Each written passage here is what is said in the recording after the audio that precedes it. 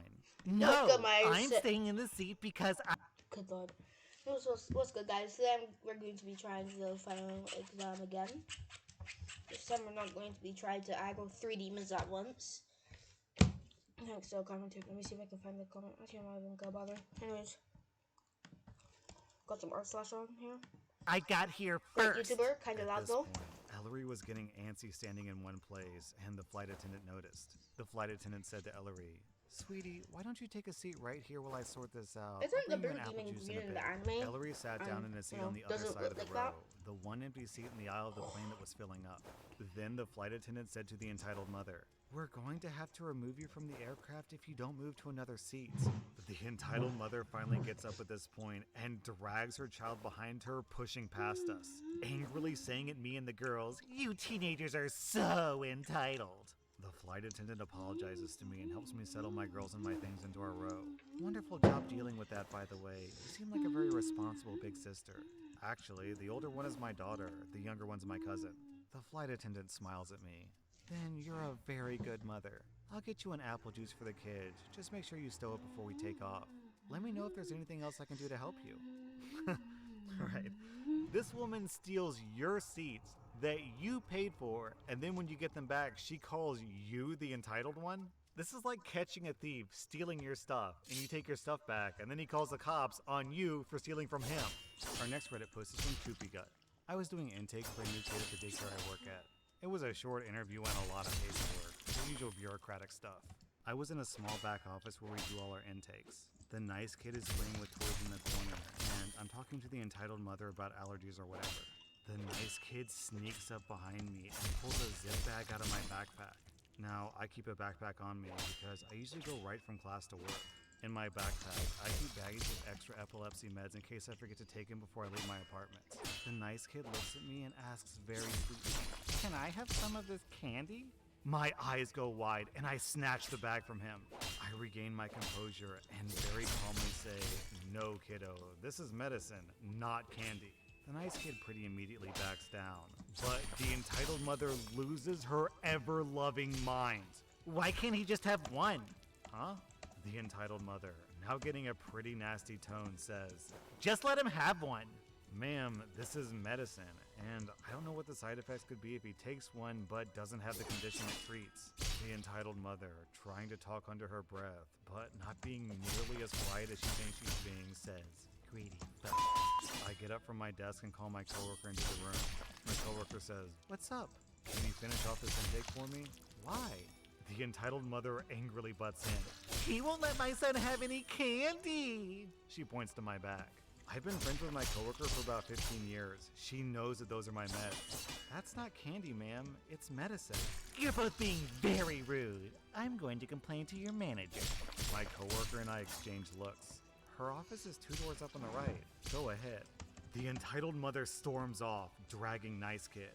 The nice kid is even complaining that the entitled mother is dragging him too fast, and it hurts. The entitled mother barges into my boss's office. I wasn't able to catch the entire conversation through That the one door, should be good but enough. I did catch this. "If you ever pull that garbage with one of my employees again, Child Protective Services will hear about it." The entitled mom and nice kid leave about 10 minutes later, with the entitled mom bright red and embarrassed looking. What really gets me is that her kid backed down almost immediately. That's the funniest part of this to me. Man, forget side effects. What if this was like a much harder drug that could have caused serious issues? Like, what if OP was recovering from a surgery and they had high-strength painkillers? Oh, it's okay. Why don't you give my little son Timmy an oxy? I'm sure he can handle it. Our next Reddit post is from the Stash Attacked. Boy howdy do I have some entitled stories from when I worked in upscale restaurants. In normal diners, parents behave and kids behave. But the bougier the restaurant, the more entitled the parents get. So here I am at a fancy Italian restaurant. I go up to the table, introduce myself, and ask if I can start with some drinks. The entitled mother says, Oh, son, honey, show the lady your ID so we can get some cocktails. A young man who I wouldn't guess is older than 16 hands me the most blatantly fake ID that I've ever seen. Like, I don't know who this thing would fool. The photo was crooked and clearly pasted on, and it peeled off when I ran my thumb over it to reveal a totally different person. Also, the name on the ID was Amanda, so it's a very, very bad fake. I said, I'm sorry, but do you have another form of ID? This isn't you. What do you mean it isn't his? That's his ID. Well, I don't think that he's a black female named Amanda, so no, this is not his ID. And now I can't serve anyone at the table alcohol. It's the law. My manager overheard some of this and came over. Is there a problem? She won't serve my son alcohol even though he showed her ID. At this, I handed my manager the fake ID. Ma'am, this is clearly a fake ID. By law, we can't serve anyone at this table alcohol now.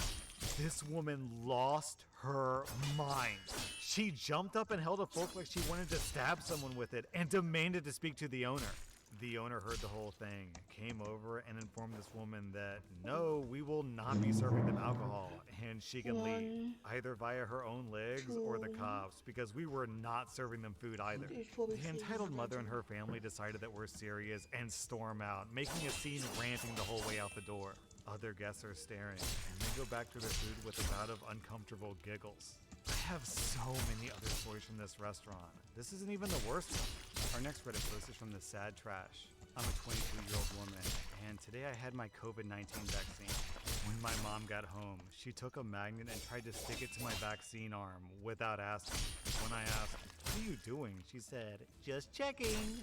Last night, my mom told me that the vaccine would give me shingles, that I would have heavy periods, I would be more depressed, and I would kill myself. And that I'm damaging a temple of God, and the Bible says I shouldn't have the vaccine because it changes your DNA. This evening, my mom told me that if I have any symptoms after this, then she was right. I have asthma, meaning that I have a cough. I've always had a cough. My mom told me that now that they gave me COVID, I'm going to hurt them and other people, and I'm the reason that COVID is spreading. I'm not allowed to talk about the vaccine because it'll annoy my mom's husband, while he walks around saying that vaccinated people are brain damaged and going to hell. Whenever I try to talk about the vaccine, I'm told that I shouldn't try to change their minds because they don't try to change mine. My mother has since argued that I raised you to be better and you're betraying what I believe in. And she thinks that me getting the vaccine is a sign that I don't appreciate my upbringing and that I disrespect her. So I recently read an article about the Delta strain variant and how nasty it is, and how most of the people getting infected don't have the vaccine, because obviously. The doctor or nurse or whoever it was that they interviewed for this article was talking about how these people were begging for the vaccine right up until the point that they were being intubated. And if you don't know what intubated is, that's when they shove a plastic tube down your throat so that it breathes for you. Then the person in the article would have to say, "Sorry, but it's too late for that." Shoves tube down throat. So yeah, I mean, I guess it's up to you whether or not you want to get vaccinated, but let's see. Death with a tube down your throat or living healthily? Seems like a pretty easy choice to me. Our next Reddit post is from Snooze Strawberries. So I was in a Chinese restaurant waiting on my curry chip to go, and I'm just talking with the girl at the till making small talk, passing the time because the restaurant was mostly empty. Then a presence descended upon the restaurant as entitled mom and entitled son entered. Immediately, the entitled mother is obnoxious and overall not pleasant. She proceeded to demand chicken nuggets and chips for her son. I don't know why she decided to go to a Chinese restaurant and not the local McDonald's. The lady behind the till takes the order and relays it to the kitchen, and this is where the entitled mother shows her true colors. The chefs were making food and talking, in, I guess, Chinese, when the entitled mother scoffs loudly and said, "This is Ireland. We speak English here." I'm just shocked at that. And then the owner came out fuming after hearing this and shouts in perfect English, "This is Ireland. We speak Irish." And he shouts in perfect Irish, which I'm gonna give a stab at, so go easy on me, Irish people. Mjol mor mna is soit knoich to Agnes nil felt ramhats. Which translates very roughly to, "You whale of a woman, you're a racist B-word and not welcome here." I can't contain myself, and I burst out laughing as the entitled mother is shocked that she's being shouted at in Irish, which she doesn't speak. And she just leaves in anger and silence. Do I have any Irish fans out there who can tell me how good my Irish accent is? I'm sure it's flawless, right? Our next Reddit post is from Masons. For a bit of background, I'm a 24-year-old guy and I'm half deaf on my left side due to a birth defect. I also have a misshaped ear due to a combination of birth defects and surgeries to repair it. When I got a bit older, I started wearing a prosthetic ear on that side to Let's cover it go. up. It wasn't perfect, but it looked better than what I originally had. Unfortunately, though, these types of prosthetics don't last I forever, have and to they have to be more- replaced try every one so more often because the demonized colors kill. begin to fade and they tear around the edges. I was due for a new one, and I was just waiting on my insurance to approve it That's before the three? prosthetist sent me a new one. So, for the actual story, I was working in a pediatric emergency room at the time, and I had just received an order to perform an EKG on a roughly 8 to 10 year old patient. When I walked into the room and began to introduce Yeah. myself to the mom, dad, and patient, the mother looked at me and gasped. I was taken aback and I asked her what was wrong. She told me, Your ear is really freaking me out. Is it supposed to be some kind of Halloween costume or something? It seems inappropriate for a children's hospital. mind you, that this happened on like October 2nd. I explained to her that I had a disability for which I wear a prosthetic. She then asked, Take it off because it's making me uncomfortable. I politely declined because it's held on by medical glue and it's not very easy to take on and off. I proceed to do my job and perform the EKG, but throughout the procedure, the father decided to repeatedly probe me for personal information. He asked me things like, "Are you sure you're qualified to do this?" And "How long did you go to school before this job?" I answered his Yeah, step up. questions, but I could very obviously tell that he was insinuating that I was mentally disabled and shouldn't be working in this field. I finished the procedure as quickly as I could and left. I didn't say anything to the parents, but I did wish the child well. I gave the report to the bedside nurse and I asked her not to call me for this patient unless they absolutely had to. I kept my mouth shut at the time, but in retrospect, I wish I'd spoken up for myself more. Some people just have no respect for those with disabilities. So sometimes when I read situations like these, I think of those like trashy game shows like Fear Factor. You know, the ones where they're like, okay, so you gotta stick your hand in this giant jar filled with rats and cockroaches, and if you do, you have a chance to win $1 million. But if you don't, you're disqualified. Are you man enough to pull this off? That's what This is really, really awful to say, but sometimes when I read these stories, I imagine what it would be like if you're on a game show, but instead of like, you have to stick your hand in this jar full of rats, they're like, you have to go into this place of business where there's a disabled person working and you have to make fun of them. I'd be like, nope, I'm disqualified. No thanks, not doing that, no way. Like, really, I'm not even exaggerating. If I'm on some game show for like $100,000 or whatever, and to qualify for the prize, I had to do what these people did in this post. Nope, not happening. Send me home. I'm out of here. I'm disqualified. See you later. Can you imagine the actual audacity you would need to tell someone to take off their body parts? Because it makes you uncomfortable? I literally can't even imagine. I can't even imagine.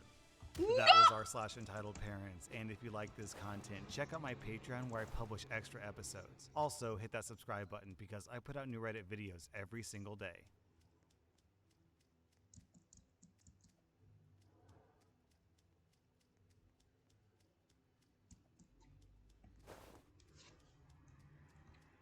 You'd have like that blue disabled sticker that you can put on your dash cam or dashboard, and then you won't have to pay your fine and you can go in a parking spot, a disabled parking spot.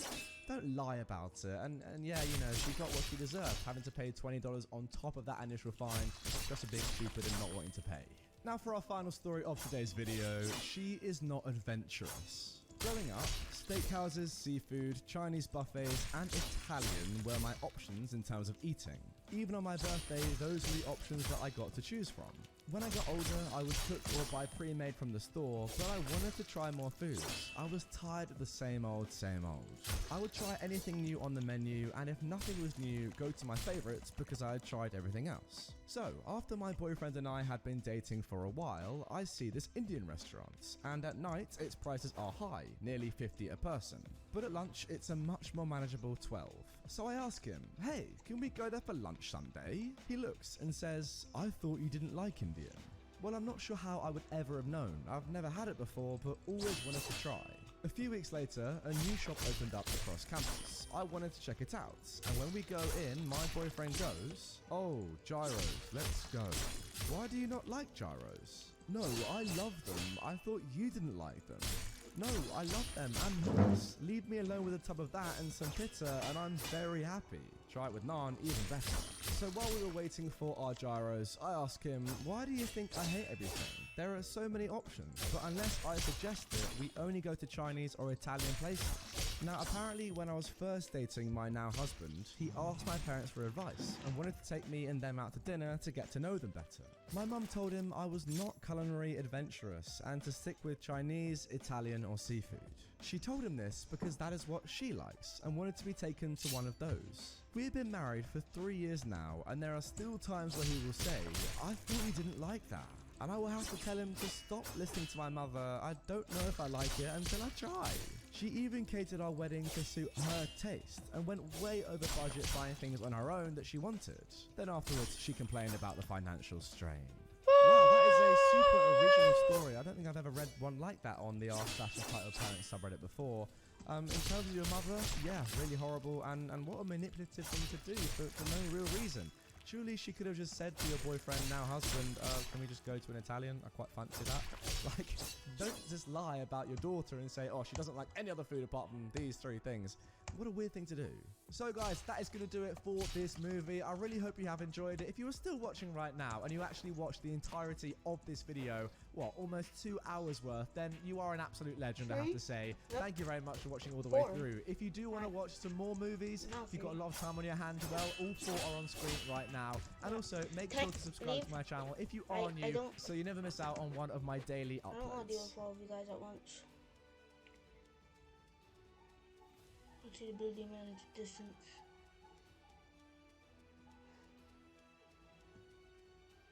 I would collect any money I got and send it her way, but my grandmother eventually found out and started taking them for herself. My sister was never allowed to go to school and could only see a doctor when she became seriously ill. By the time she reached 14 years old, she admitted to me that she was thinking about killing herself because she just could not see any future for herself. My dad would just marry her to some trash family as soon as my grandmother died, and she'd be more like a commodity to be traded than a person.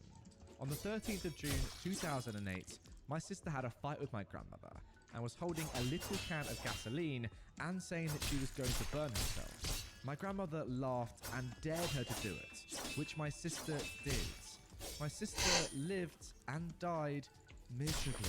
At first, my parents told me that it was an accident, but I overheard them talking about what happened in detail. By this point, my dad did not even care.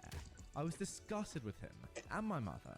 I dreamed a lot about just jumping on them and biting their freaking throats off and just watching them bleed in horror as I kicked their faces in. I wanted to hold his jaw from the inside with my hands and just rip it from his face.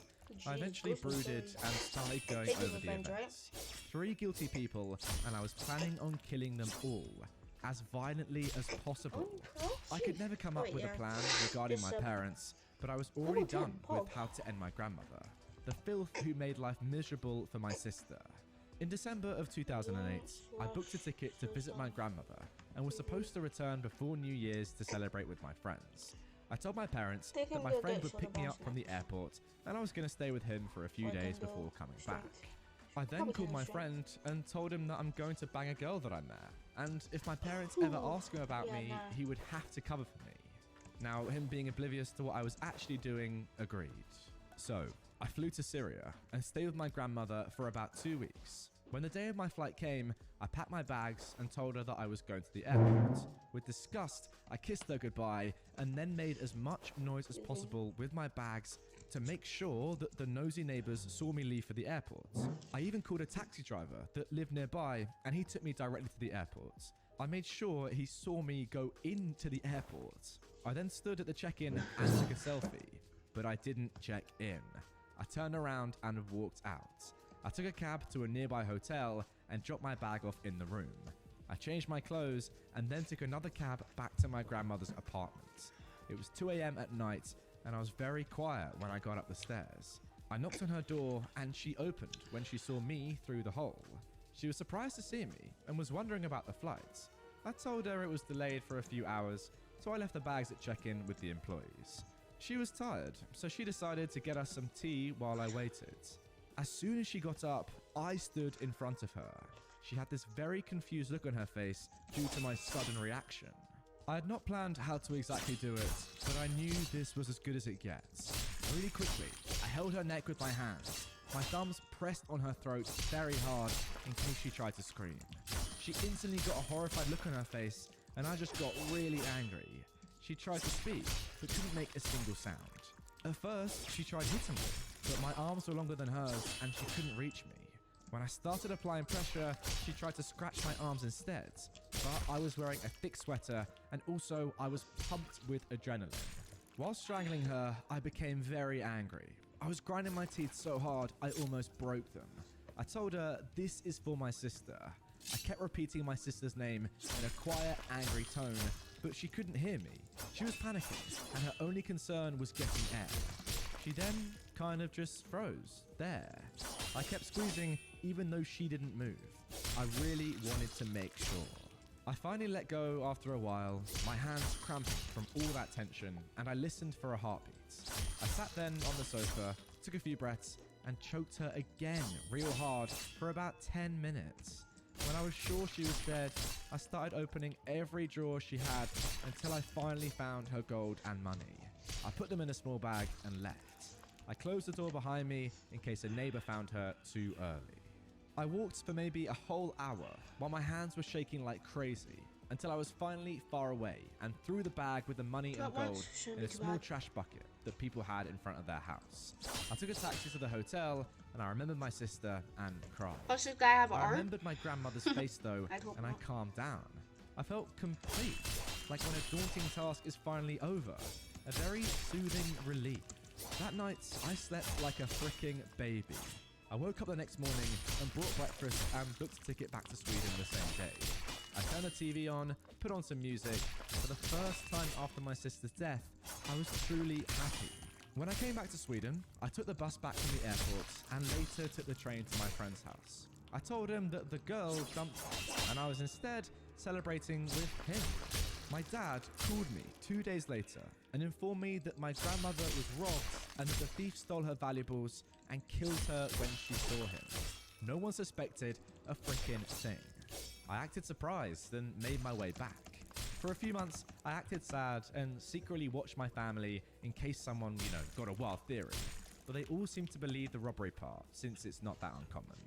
The closest someone got was my uncle, when he mentioned how unfortunate it was that I left a day before this, and that I could have saved her. My mother, though, called it lucky, because I might have also gotten killed. I continued to pretend to be sad about it. Now, every year, my dad makes a ceremony to kind of remember my grandmother. They make dinner for family and friends and hope that the prayers reach her. They don't freaking know that this is a time of celebration for me. I am now married and I have 3 kids. The plan of killing my parents is cancelled due to them freaking themselves over so bad that it's more of a punishment, to be honest, if they stay alive. They are also not allowed near my children, as a punishment to how they treated my sister. Every year, I celebrate the ceremony of my grandmother's death by buying gifts for my wife and kids. My wife wonders why I do this, and I simply say that the way my grandmother passed made me realize how suddenly loved ones can disappear, and how this is my way of saying I love you. Okay. Well, my immediate reaction to that is shock.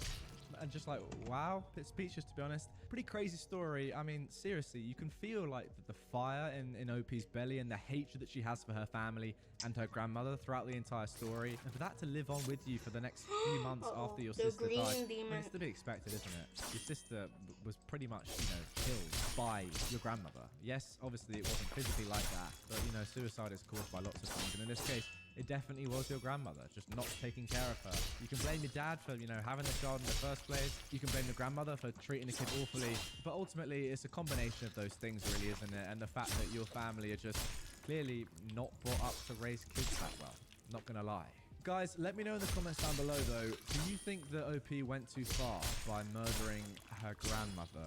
It's a tough one, isn't it? Because obviously the grandmother is at fault for her sister's death, which was so unnecessary. And I can understand the vengeance that OP must have felt and the need for revenge and justice and karma. But to go to that extent of strangling your own grandmother, bit mental, isn't it? I'm not gonna lie. That's a bit of a mad one. But yeah, comment down below, guys. What do you reckon? Was it fair enough or maybe a little bit too far? My personal opinion, screw it. Your grandmother killed your sister. You can do what you want to her.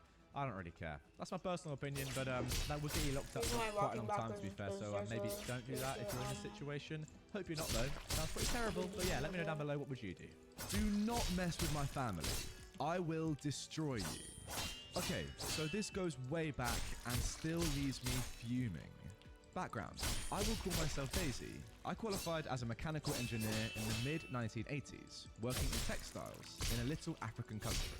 Also featuring in the story is Ed the consultant, who had carte blanche, overall power. Ed was there to assess performance, but also investigate why a profitable company takes a nosedive within 18 months. The villains of the story are all new employees of the company: Bob, the CEO, and the CFO. This story is a long one, so take a break, get yourself a coffee, tea, shake, cocktail, whatever rocks your boat. I mean, literally, guys, get anything. You're going to want to strap in for this one. It is great, but it is long. So, I was part of a management team employed on behalf of an NGO, a non-government organization company, funded by the Commonwealth and the IMF, the International Monetary Fund, to help set up viable labor-intensive industry for this country in the mid-1990s. To start with, this was a dream job. Free luxury accommodation in a secured village with tennis courts and a swimming pool. Free utilities like electricity, water, and a telephone landline. There was no internet at that time and no mobiles in this region. Free private schooling for my 3 children, a monthly allowance, Oh, shoot, note, is that not the- salary, and a great pension. The Yeah. catch was that my husband was not Yeah, allowed I to work saw. permanently. see. He could consult for companies, but not be employed. Okay. As part of the Oh, work and very, residential permit process, aggravation. I was the total breadwinner. This way. I was respected by the management team and my employees. I loved the people of this nation, the culture, the warmth, and the willingness to learn, even if the majority of the employees were illiterate. I helped set up schools to improve their verbal and written skills, not only in English, but also in the local official language. I woke each day ready to tackle the challenge and see the company flourish and become profitable. And it did. It became very profitable. And as part of an agreement with the CDC, the Commonwealth Development Corporation, and the IMF, it needs to be sold to investors in this country as a profitable venture, with the caveat that all local employees remain in employment for 18 months. The order books were full and the bank balance was very healthy on the day the new owners Two of came them. in. The new owners have their headquarters in Southeast Asia. This is when the troubles began. The new CEO and CFO come in, and first order of the day is to remove the majority of the previous management Let's and be bring their team fighting. in. I Like, was these told guys- in no exact two uncertain guys terms from the that Hidden as a Anime. female, I should be home breeding Oh, and the not library, working. frick off, My frick time was up. The company Yeah. started losing money How do you within get that 9 when you months. get flung This new into team air? started blaming the local employees. This meant that head office sent in an independent observer, we'll call him Ed, to feedback proposals to the group And, CEO in ain't Southeast Asia. This is important for later. I had to have medical leave for 8 weeks, and whilst on medical leave, the CEO makes a decision to cut off free private education for my children and no more free utilities or food allowance without adjusting my allowance. Remember, as a true expat, the company owns you totally. I made a formal complaint, but was told if I did not like it, the company would inform the country's government that I had been fired due to not being qualified. This would have meant 48 hours to leave the country with no support from the company. This means my family would lose everything and become destitute. On my return to work, they demote me and place their own man in charge to run my previous departments, engineering and maintenance. Alright, so just to clear up, because OP is not a local employee, the rules about keeping employees on for 18 months after the takeover do not apply to her. So I guess this new management are kind of within their rights, legally at least, to get rid of people who aren't local employees within that 18 months, which is what they've done here. So I go to introduce myself to my new manager. Let's call him Bob. Bob refuses to shake hands and states that he is there to make my life hell and get me fired. I saw red. No one threatens my family's well-being and gets away with it. He was the only spokesman for the senior management. Payback is needed. I decide to start an investigation on what exactly is going on here. In the 12 months that this new management team has taken over, the company is now in serious debt. New equipment that had been installed by the NGO previously has to be sold to help pay salaries. The pension fund was found to be underfunded, explained as the NGO having taken money out. This management team has somehow brought over extended families that were all being educated in top universities, either in South Africa or even the UK, as well as top private schools in the region for the younger children. There was also extended house staff and drivers, all of this coming out as losses in the company books. To top it up, I find out that my new manager's university doctorate degree horrible. was fake. This management team treat the local staff as subhuman. I had enough of this BS. Time to sort these people out. Alright, so clearly these new guys are just coming in, ruining everything, sacking people left, right and centre for no real reason, and actually taking money out of the business for their own personal needs. Let's see what OP does in terms of revenge though. So, stage 1. Prove that the current boss is not qualified in what he says he is. Talk to Ed about my suspicion, show him the transcript from the telephone conversation with the university that Bob says he has a PhD from, and we set a trap. We have a set of machines that are seriously underperforming. Ed and me work out a plan where I walk into a lead meeting late. I was to be quiet until Ed asked. We wanted to give Bob enough rope. In the meeting, I sit quietly whilst Bob blames the local operators, the local maintenance fitters for all the woes that are happening and reasons why we can't meet the order book demands. Ed sweetly asks if there is a possibility of a mechanical issue, and Bob denies it. Ed then asks me for my opinion. I explained that Bob has been changing suppliers of critical components to cheaper versions, but somehow they still cost the same on the official books. I had evidence that demonstrates that Bob was receiving a significant percentage of the difference on the side. Nope, I that's also wrong. stated that I could fix the No, problem straight. using some of Perfect. the correct components. If I was wrong, then by all means I could be fired. Ed sets a challenge to me and Bob.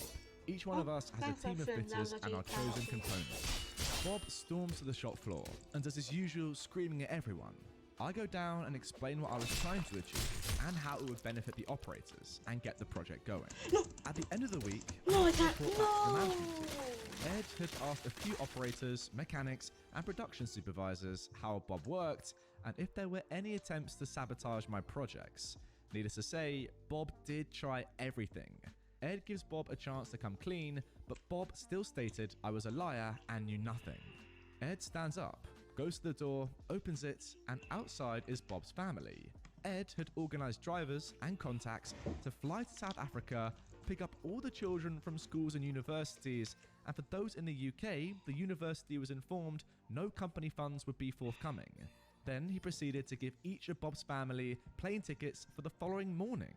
Company security guards and police were sent with Bob to his bank where these funds were frozen due to fraudulent transactions. He accepted a plea bargain. He would not be welcomed in Africa ever, and his home country police were informed. When Bob landed in his home country,